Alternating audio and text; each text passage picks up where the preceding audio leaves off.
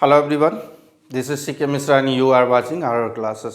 तो जैसा कि आप देख रहे हैं कि इस साल जो है आपके क्लास 10th के सीबीएसई के जो लेक्चर हैं अधिक हो गए हैं। क्लास 9th के लेक्चर अभी भी छूटे हुए हैं।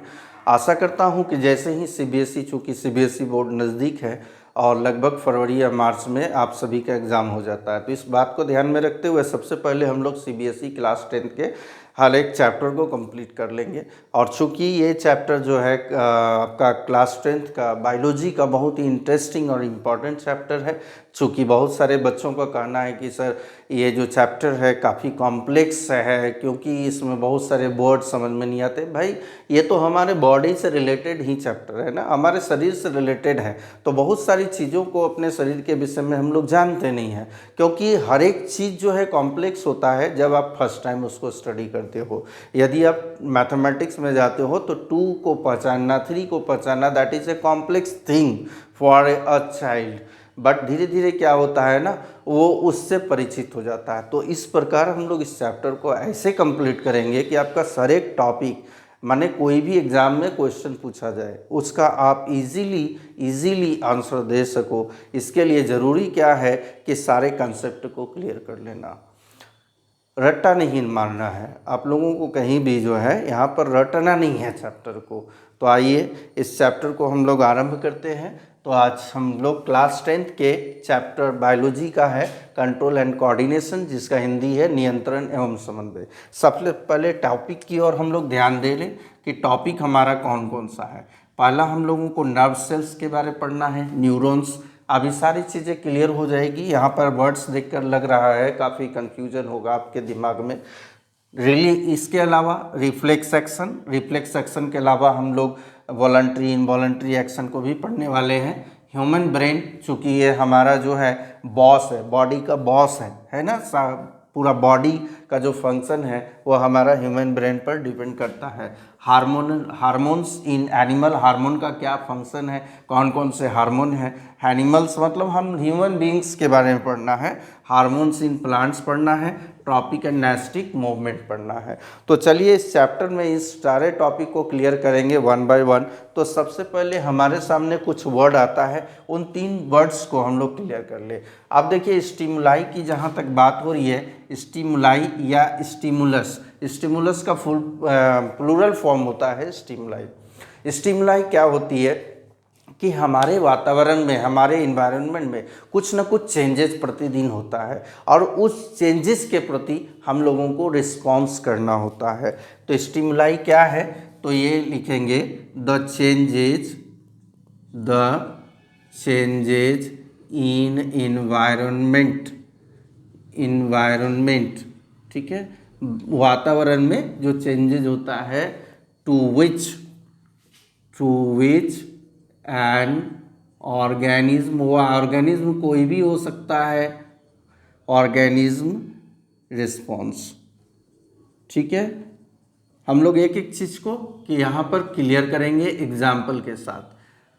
तो यहाँ पर देखिए चेंजेस, आप गौर करते होंगे, यदि अचानक आप रात में बैठे पढ़ रहे हो, ठीक है, और कोई आता है अचानक आपके आईज पर टॉर्च का लाइट मारता है, तो क्या होगा, आपकी पलकें बंद हो जाएगी, आई लीड्स जो है वो बंद हो जाएगी। मतलब आपने उसका रिस्पॉन्स किया, चेंजेस क्या आई, अचानक लाइट का बढ़ जाना। ठीक है, यदि हम लोग गर्मी के समय में देखते हैं कि जैसे ही दरवाज़ा खोला और आँख पर आपके जो है सनलाइट पड़ा, तो क्या होता है, आप सबसे पहले आँख को बंद कर लेते हैं या फेस को घुमा लेते हैं। ये क्या है, तो बाहरी वातावरण में जो चेंज आया उसके प्रति हमने अपना रिस्पॉन्स दिखाया। तो जो चेंजेस आया जिसके कारण हम लोगों ने रिस्पॉन्स दिखाया, उन्हीं चेंजेस को हम लोग कहेंगे स्टिमुलस या स्टिमुलाई। ठीक है, अब रिस्पॉन्स क्या है, तो स्टिमुलस अभी मैंने कहा ना, अगर आपके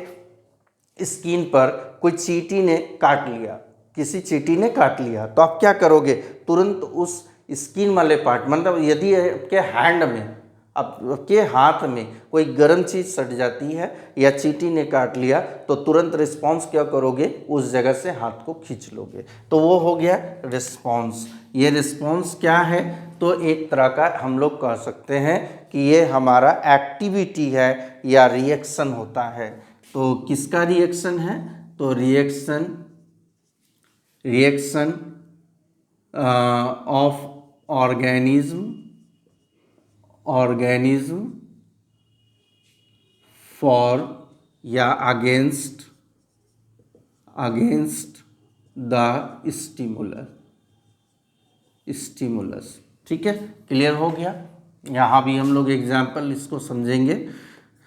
कोऑर्डिनेशन का मतलब होता है सहयोग। जैसे होता है ना कि आपका स्कूल चल रहा है, तो स्कूल चल रहा है तो भाई स्कूल में बहुत सारे लोगों का सहयोग होता है। जैसे वहाँ के क्लर्क का, वहाँ के पियोन का, वहाँ के प्रिंसिपल का, टीचर्स का, एंड अदर स्टाफ्स का। तो कोई भी जो संस्था चलती है तो लोगों के सहयोग से चलती है, and that is known as coordination. तो हमने जो रिस्पॉन्स किया, स्टिमुलस को ग्रहण किया और रिस्पॉन्स किया, तो उस रिस्पॉन्स में बहुत सारे बॉडी पार्ट्स का हम लोगों का, जैसे यहाँ हम लोग रिफ्लेक्स एक्शन में भी पढ़ेंगे। ठीक है, बॉडी पार्ट्स का जो है यहाँ पर सहयोग होता है। तो यहाँ पर क्या लिखेंगे कि the role of different body organs या पार्ट्स भी आप लिख सकते हो, to response of a stimulus या स्टिमुलाई। ठीक है, एग्जाम्पल आप देखिए, यहाँ पर पहला स्टिमुलाई है क्या कि टचिंग ए हॉट ऑब्जेक्ट। ठीक है, एक हॉट ऑब्जेक्ट हमने टच किया, या इनकेस हमें टच हो गया, अचानक टच हो गया। ठीक है, तो टच हो गया तो यहाँ रिस्पॉन्स आप क्या करोगे? तो रिमूविंग करोगे, वहाँ से रिमूविंग योर हैंड, वहाँ से हाथ को रिमूव करोगे, या आप विड्रॉल करोगे ऑफ योर हैंड। क्लियर हो गया, हाथ को वहाँ से खींच लेंगे हम लोग। और कोऑर्डिनेशन क्या हुआ, इसमें जो है सभी का सहयोग हुआ। सबसे पहले क्या हुआ, यहाँ पर आपका जो है ब्रेन है ना, ब्रेन हो गया, स्पाइनल कोड हो गया, आईज आपके जो है वो काम कर रहा है, मसल्स काम कर रहा है। तो ये सारे चीज़ें मिलकर कर रही है। आपका हैंड जो है वो कर रहा है। तो ये सारे चीज़ें मिलकर उस रिस्पॉन्स को दिखा रहा है, मिलकर कर रहा है। तो इसी को हम लोग कहते हैं कोऑर्डिनेशन। क्लियर हो गया। स्टिमुलाई क्या है? तो जो इन्वायरमेंट में चेंजेज आता है, जिसके प्रति कोई ऑर्गेनिज्म अपना रिस्पॉन्स को दिखाता है। ठीक है, और रिस्पॉन्स क्या होता है? तो ये किसी ऑर्गेनिज्म का वह एक्टिविटी, किसी बॉडी पार्ट का वह एक्टिविटी जो उस स्टिमुलाई के प्रति रिस्पॉन्स करता है। कोऑर्डिनेशन क्या है? तो कोऑर्डिनेशन होता है कि रिस्पॉन्स करने के लिए डिफरेंट बॉडी पार्ट एक दूसरे के साथ मिलकर काम करते हैं। तो ये आपका कोऑर्डिनेशन हो गया। चलिए हम लोग नेक्स्ट स्लाइड में कुछ और बातों को जानते हैं।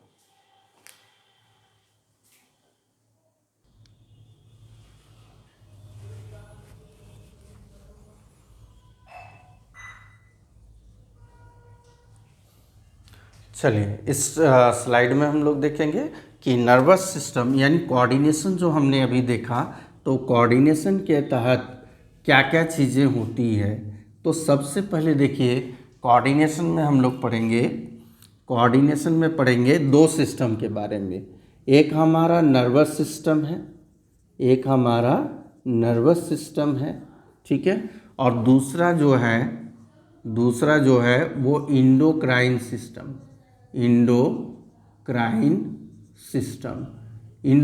सिस्टम के विषय में हम लोग अंत में पढ़ेंगे, क्योंकि ये एसोसिएटेड होता है।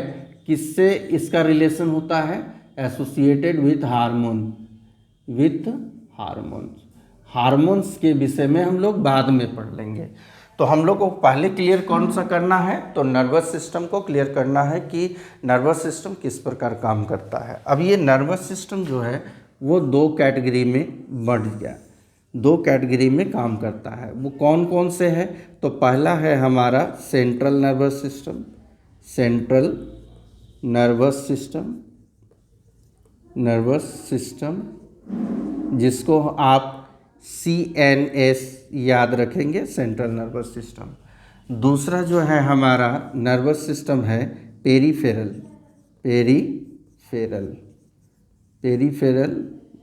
Nervous system. इसमें भी नर्व्स है, इसमें भी आपका नर्व्स है। सेंट्रल नर्वस सिस्टम के तहत हम लोग दो का फंक्शन पढ़ेंगे। इसमें हम लोगों को ब्रेन के बारे में जानना है और स्पाइनल कोड के बारे में। ये दोनों से मिलकर यानी दोनों के कोऑर्डिनेशन से काम करता है स्पाइनल कोड, ठीक है। अब पेरीफेरल में जो है, पेरीफेरल में हम लोग दो नर्व्स के पढ़ेंगे। एक हो गया कार्नियल नर्व्स, ठीक है, कार्नियल नर्व्स। ये जो कार्नियल है ये अराइज होता है ब्रेन से, ठीक है।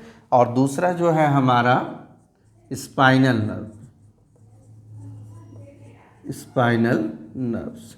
कार्नियल अराइज फ्रॉम कहाँ से? तो ब्रेन से। ये ब्रेन से डायरेक्ट निकलने वाला नर्व्स है। और ये अराइज फ्रॉम स्पाइनल कोड, ठीक है। जैसे आपने ब्रेन बना लिया, यहाँ पर आपका ब्रेन हो गया और ब्रेन से ये स्पाइनल कोड आपका निकला हुआ है, ठीक है। तो यहाँ कुछ नर्व्स जो है यहाँ से निकलती है जो कि आपका कार्नियल नर्व है, और कुछ नर्व्स यहाँ से निकलती है स्पाइनल कोड में।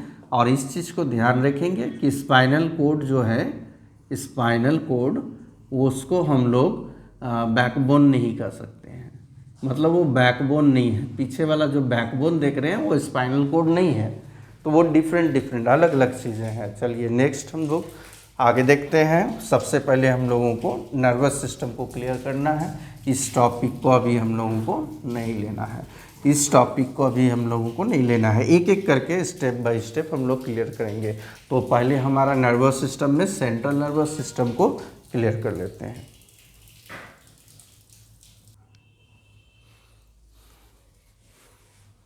इस स्लाइड में आप देखोगे कि सबसे पहले एक वर्ड आया रिसेप्टर। रिसेप्टर क्या करता है भाई? रिसीव करता है। क्या करता है? रिसीव करता है। किसको रिसीव करता है? स्टिमुलाई को रिसीव करता है, ठीक है। तो रिसेप्टर्स क्या होते हैं? तो ये आपके सेल्स, टिश्यू, मसल्स,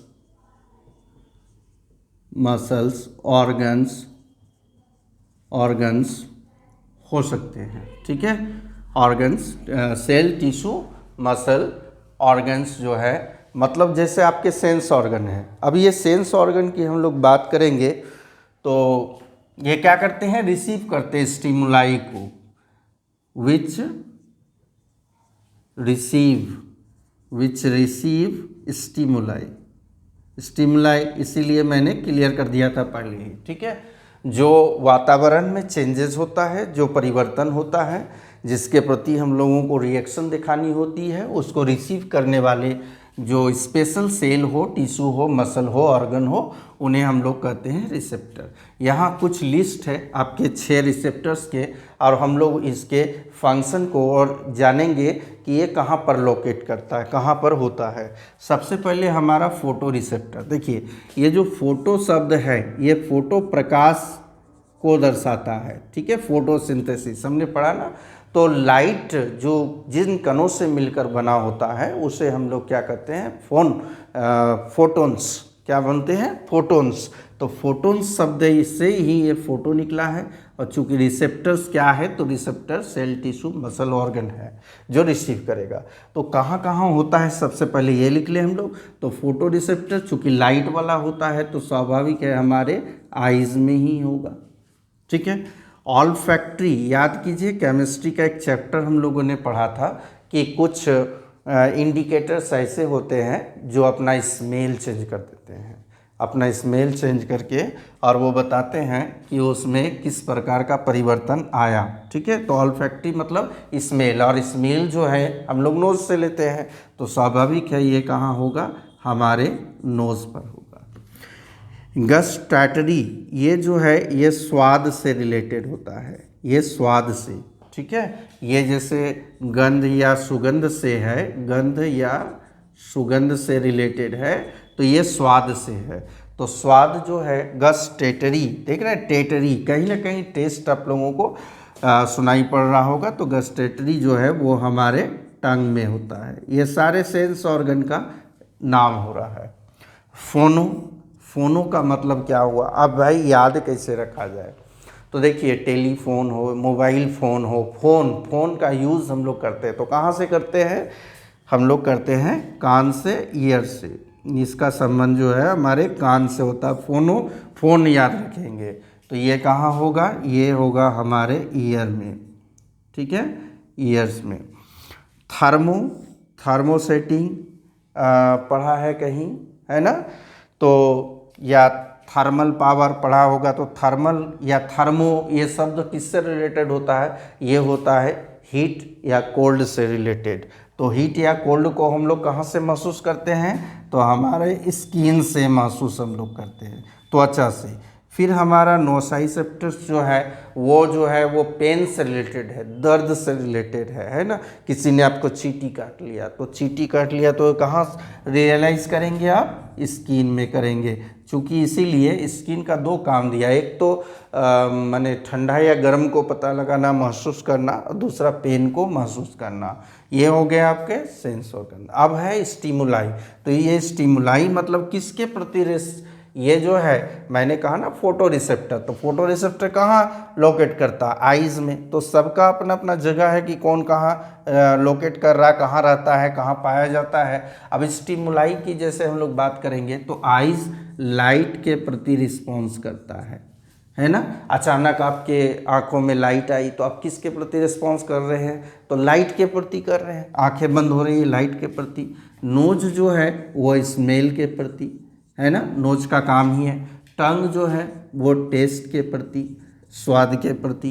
ईयर जो है वो साउंड के प्रति, है ना, साउंड हम लोग जो सुनते हैं, आवाज़ सुनते हैं ईयर के माध्यम से। और यहाँ चूंकि थर्मो रिसेप्टर स्किन वाला ध्यान देंगे, थर्मो रिसेप्टर है, तो थर्मो मतलब गर्मी या ठंडक, तो ये क्या होगा, ये हॉट या कोल्ड को रियलाइज़ करेगा। और स्किन का दूसरा काम है पेन को रियलाइज़ करना, पेन का आभास करना। तो ये आप लोगों को नाम याद रखना है, क्वेश्चन दिया भी गया है आपका सीबीएसई में कि व्हाट आर रिसेप्टर, रिसेप्टर क्या है, और कुछ रिसेप्टर्स के नाम बताइए, और वहाँ कहाँ लोकेट होते हैं, और उसके स्टिमुलाई के भी नाम बताइए। तो ये कुछ क्वेश्चन दिए गए हैं आपके पिछले कुछ साल पहले, आप देखेंगे उठाकर सिलेबस को, तो 2020-22 में आपको ये क्वेश्चन दिए गए हैं। तो हर एक चीज़ को हम लोगों को एक एक करके क्लियर करते चले जाना। चलिए आते हैं हम लोग अब नेक्स्ट स्लाइड की ओर।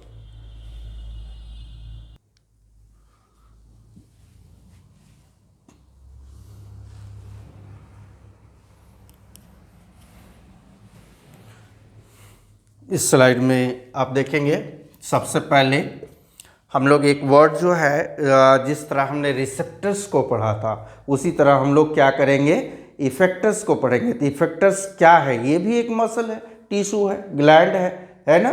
तो ये क्या है, एक मसल भी हो सकता है, मसल, टिश्यू ऑर्गन, है ना, विच रिस्पॉन्स, वो क्या करता है, रिस्पॉन्स करता है। एक हमने देखा रिसेप्टर रिसीव करता है स्टिमुलाई को, रिस्पॉन्ड टू स्टिमुलाई। ठीक है, ये हमारा मसल, टिश्यू ऑर्गन हो सकता है। चलिए अब हम लोग मेन मुद्दे पर आते हैं कि ये नर्व सेल क्या होते हैं भाई। नर्व सेल सबसे पहले तो जानिए कि इनका काम होता है, जैसे मान लीजिए आपने जो रिसेप्टर का फंक्शन देना, वो क्या करेगा, स्टिमुलाई को रिसीव करेगा और उसको ब्रेन तक भेजेगा, ठीक है। यहाँ पर किसी ने चींटी काटा या गर्म चीज़ यहाँ पर टच हो गई तो इसकी जो इंफॉर्मेशन है, सूचना है ना, वो इम्पल्सेस के रूप में, इलेक्ट्रिक सिग्नल के रूप में वो कहाँ चला जाएगा, हमारे ब्रेन तक जाएगा, स्पाइनल कोड तक जाएगा। तो भाई इसको ले जाने के लिए, जैसे आपके घर में क्या होता है ना, घर में आपके फैन तक, लाइट तक, टेलीविज़न तक इलेक्ट्रिक करंट को ले जाना है, तो ले जाने के लिए क्या होता है, ये बहुत सारे वायर होते हैं, तार होते हैं। तो यही तो नर्व्स है। नर्व्स क्या है, तो नर्व्स है, nerve is a bundle of fibres का बंडल, माने बहुत सारे तार, बहुत सारे वायर मिल गए तो वो इलेक्ट्रिक क्या हो गया, एक पाथ बनाया ना, इलेक्ट्रिक पाथ बनाया। तो ये वही एक पाथ है। नर्व्स क्या है, तो nerve is a bundle of fibre that क्या करता है, कैरीज करता है सिग्नल को या इलेक्ट्रिक इम्पल्सेस बोल सकते हैं, किसके बीच में, तो between brain and body part.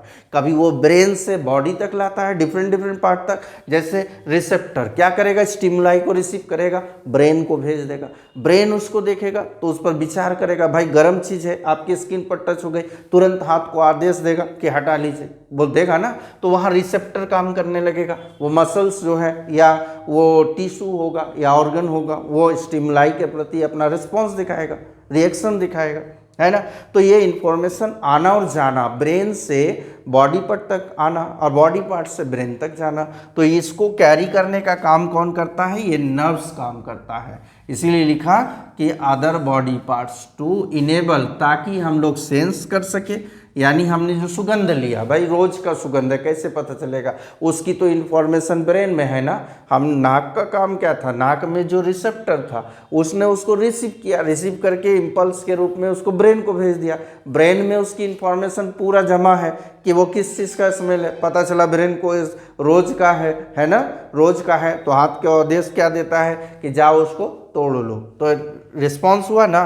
तो यहाँ पर इनेबल द बॉडी से टू सेंस, टू मूव और अदर फंक्शन, या तो बॉडी मूव करेगा, जैसे withdrawal of hand from the of touching any hot object, ठीक है। तो ये हो गया आपका नर्व्स। नर्व्स माने आप याद रखेंगे हमारे घर के वायरिंग के जैसा जहाँ तारों का गुच्छा होता है। अब न्यूरॉन क्या है भाई, तो जैसे हमने पढ़ा था कि याद कीजिए सेल चैप्टर जो बायोलॉजी का था, तो सेल में हमने क्या पढ़ा था, तो सेल जो है वो स्मॉलेस्ट फंक्शनल एंड फंडामेंटल बोल सकते हैं आप, ठीक है, structural and functional unit of life. उसी तरह जो न्यूरॉन्स होते हैं, वो न्यूरॉन क्या है, इसी नर्व सेल के छोटे छोटे पार्टिकल को कहते हैं। यानी कई सारे न्यूरॉन्स से मिलकर ये नर्वस सिस्टम या नर्व हमारा बना होता है। जैसे ये वायर है ना, तो ये वायर जो बना है ये छोटे छोटे पार्टिकल से मिलकर बना है, यही तो न्यूरॉन है, यही तो न्यूरॉन है। इतने छोटे पार्टिकल का क्या स्टडी करना है, हम लोग करेंगे। अगर हम लोग न्यूरॉन को दिखाना चाहते हैं, देखिए न्यूरॉन का फिगर कुछ ऐसा होता है, ये आपका न्यूरॉन का जो है कुछ फिगर है जो हमने ड्रॉ कर दिया, ठीक है। यहाँ पर क्या होता है, इसका एंटीना हो जाता है, ये एंटीना होता है,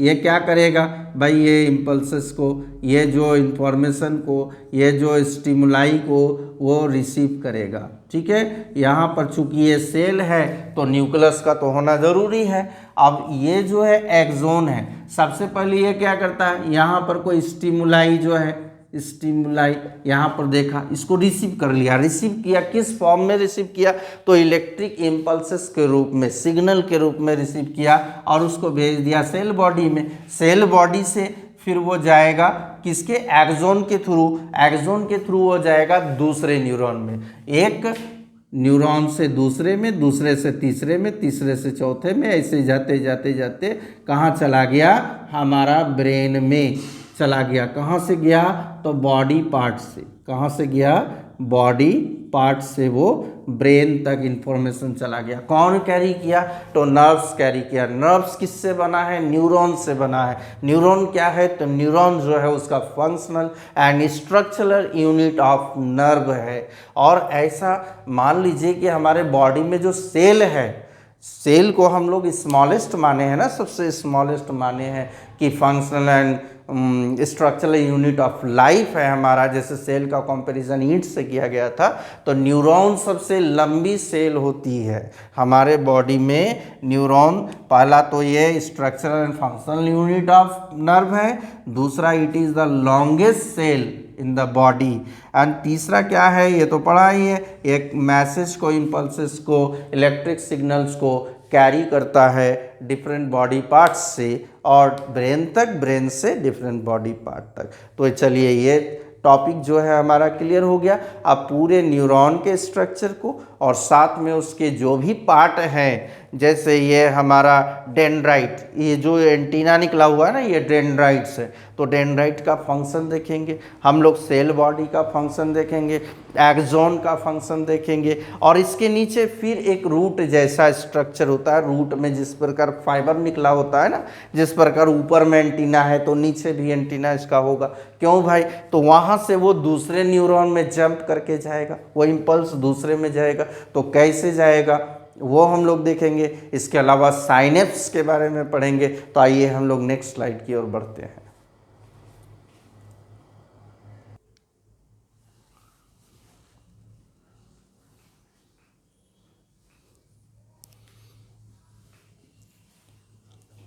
इस स्लाइड में हम लोग देखेंगे स्ट्रक्चर यानी संरचना। किसका देखेंगे? तो संरचना देखेंगे, है ना। तो यहाँ पर जो है न्यूरॉन के संरचना या स्ट्रक्चर के बारे में देखेंगे। तो ये देखिए आपका न्यूरॉन कुछ इस प्रकार है, मैंने दिखाया था। आप ऐसे भी बना सकते हो, इसको ऐसे भी आप बना सकते हो, खींच दें, यहाँ न्यूरॉन बन गया। तो ये न्यूरॉन का कुछ दृश्य ऐसा होता है। ये क्या है? एक सेल है। तो सेल है तो चूंकि यहाँ पर हमारा क्या होगा? न्यूक्लियस होगा, है ना। न्यूक्लियस का फंक्शन तो आपने पढ़ा ही है सेल में। तो देखिए ये जो न्यूरॉन है, इसके हेड पर, ये जो हेड है, ये हेड पर क्या है? ये एंटीना जैसा निकला हुआ है ना, ये एंटीना जैसा निकला हुआ है। इसको हम लोग क्या कहेंगे? डेंड्राइट्स। क्या कहेंगे? डेंड्राइट्स। तो डेंड्राइट्स का आखिर काम क्या होता है? किस कारण ये बना हुआ है? इसका फंक्शन होता है कलेक्ट करना, कलेक्ट इंफॉर्मेशन। जो भी मैंने कहा था ना, जो स्टिमुलाई को रिसीव किया, भाई गर्म ऑब्जेक्ट को मैंने छू लिया, वो जो स्टिमुलाई है ब्रेन तक भेजना, मतलब रिसीव किया ना, तो रिसीव करने वाला पार्ट कौन होता है? डेंड्राइट्स। ठीक है, डेंड्राइट्स से ये चला जाता है, यहाँ से आया, रिसीव हुआ, स्टिमुलाई रिसीव हुआ, स्टिमुलाई रिसीव हुआ और चला गया सेल बॉडी में। तो सेल बॉडी क्या करता है? ये भी रिसीव करता है। तो receive information, information in the form of impulses.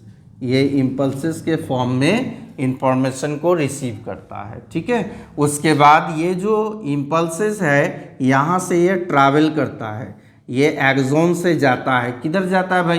Axon से जाएगा नेक्स्ट न्यूरॉन में, है ना। तो एक्सोन क्या करता है? तो यहाँ से ये ट्रैवल करता है, एक्सोन से ट्रैवल करता है। तो यहाँ हम लोग लिखेंगे ट्रैवल इंफॉर्मेशंस या impulses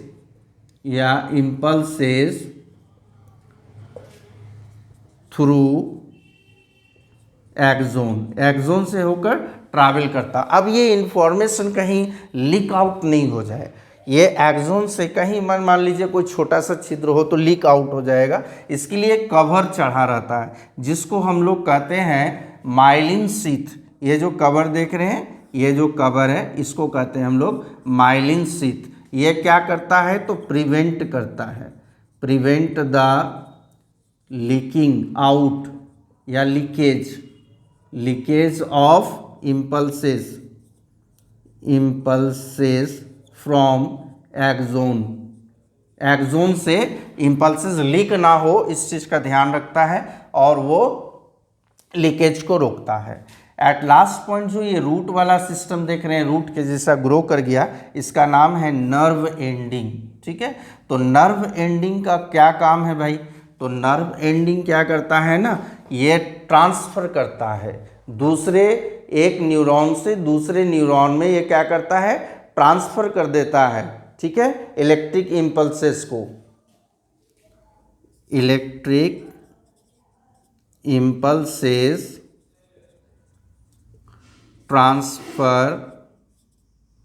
transfer from one to another